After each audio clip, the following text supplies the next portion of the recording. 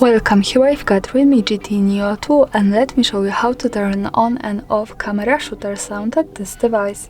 So let's start by tapping on camera button to open it, and for now we are on standard photo mode. Let me take a photo.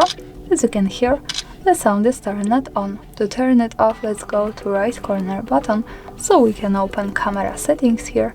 And now at the third place we have shutter sound option, so by using the button from the right we can easily turn it off and turn it on as we need. Now let me keep it turned off.